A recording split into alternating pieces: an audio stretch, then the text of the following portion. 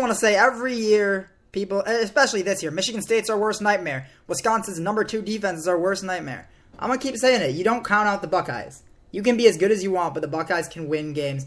It's a chip on their shoulder. I think it's the same way Bama approached this year. You know, the game against Auburn last year, they struggled, and this year they came back with a vengeance. And it's going to be interesting. I think this year was a great year for this system to be in place, because I think it would have been so difficult had this been the BCS system. I'm excited to see the playoff, how that progresses, and how this system works in upcoming years. Matt, thanks for calling in. Call in anytime.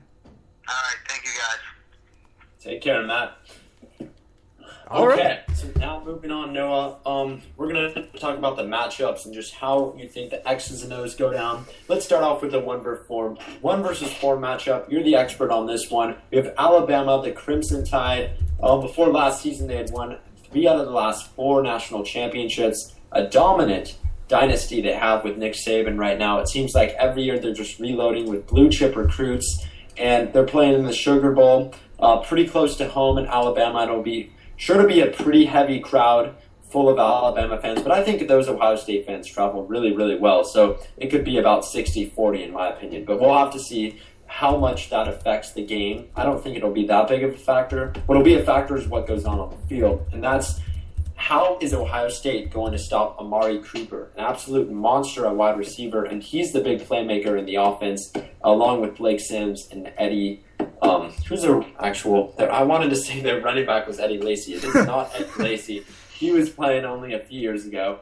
The running back, my bad, is actually a man by the name of T.J. Yeldon, who's also very, very good.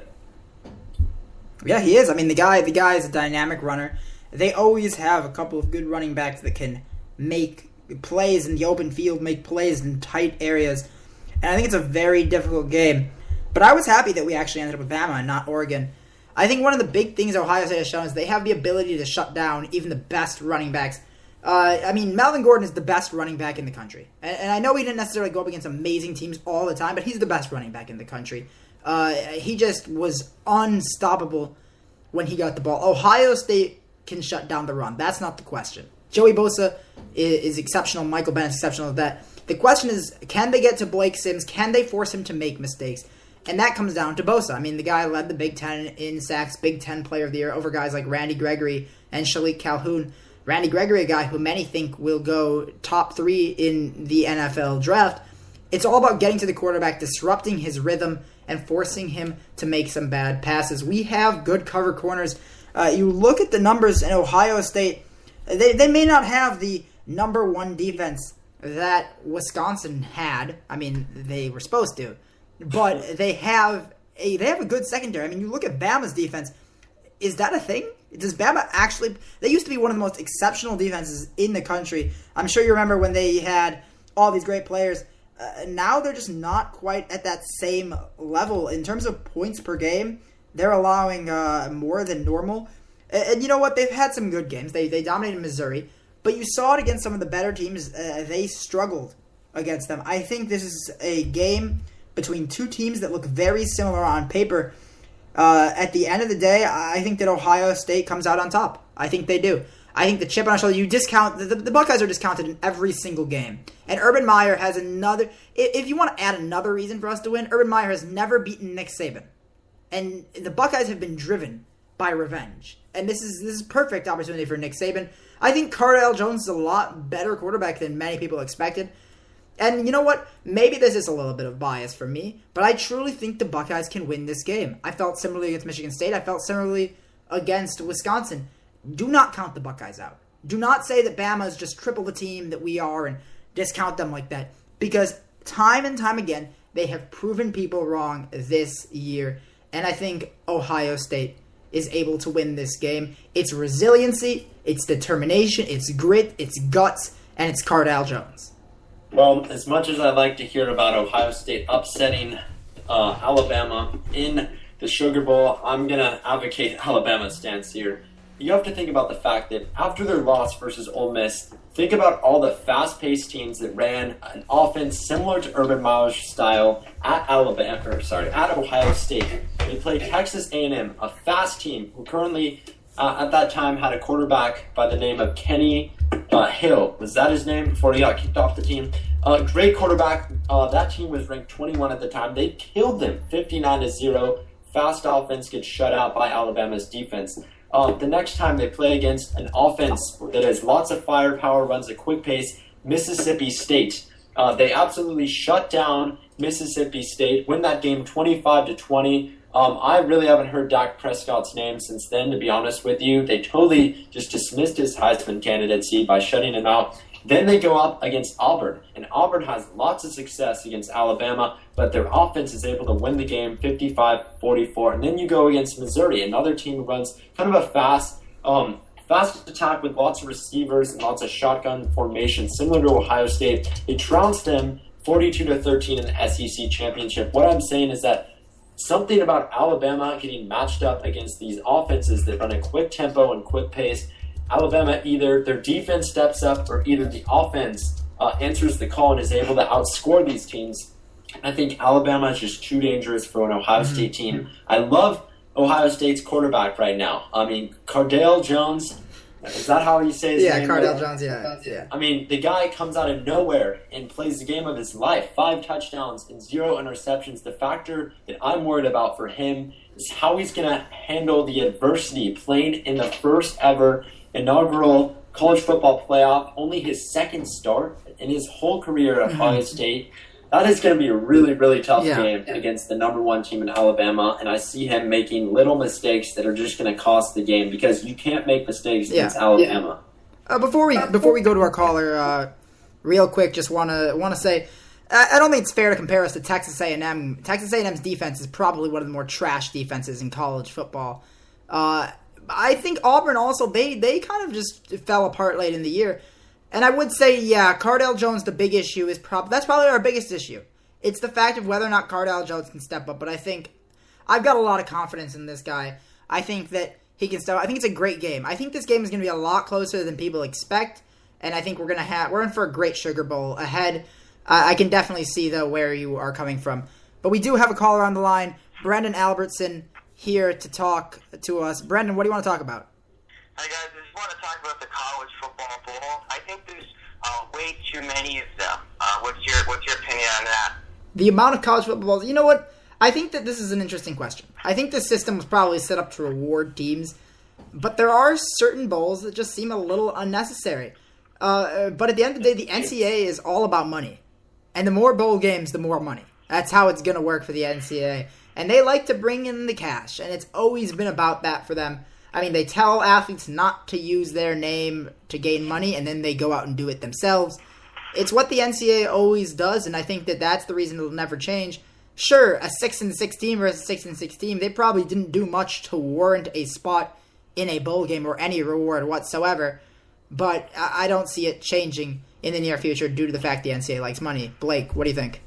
I don't agree with the fact that he's stating that there's more bowls than ever. There isn't more bowl games than ever, other than the fact that they're going to add that last game, which will be between the winners of the 2 semifinal games.